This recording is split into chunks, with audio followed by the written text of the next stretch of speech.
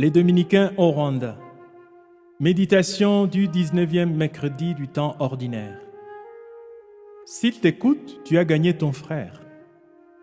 Chers frères et sœurs, loué soit Jésus à jamais. En ce 19e mercredi du temps ordinaire, année liturgique A, Jésus nous enseigne la meilleure démarche à suivre pour sauver un frère ou une sœur qui a mal agi ou qui s'égare.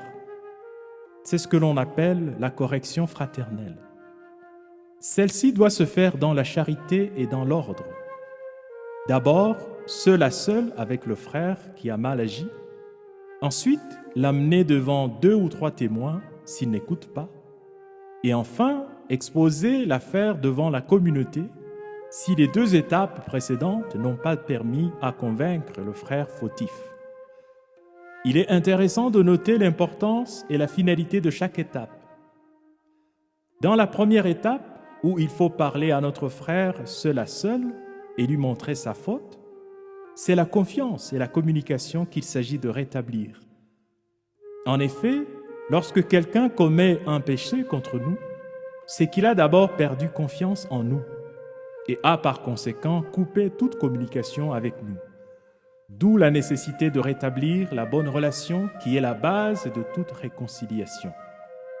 Si le frère fautif n'écoute pas, on fait alors intervenir 2 ou 3 témoins pour le mettre devant sa propre responsabilité, c'est-à-dire le devoir de répondre de ses actes devant Dieu et les hommes.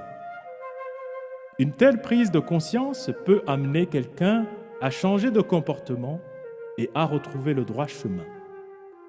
Si à ce niveau le frère fautif n'écoute pas, on le met devant une responsabilité plus grande. Choisir entre se réconcilier avec la communauté ou la quitter. Ici, le frère peut être sauvé aussi. Frères et sœurs, en nous encourageant à pratiquer la correction fraternelle, Jésus sait combien il est très difficile et délicat de ramener un frère ou une sœur sur le droit chemin. C'est la raison pour laquelle il nous invite à nous unir dans la prière.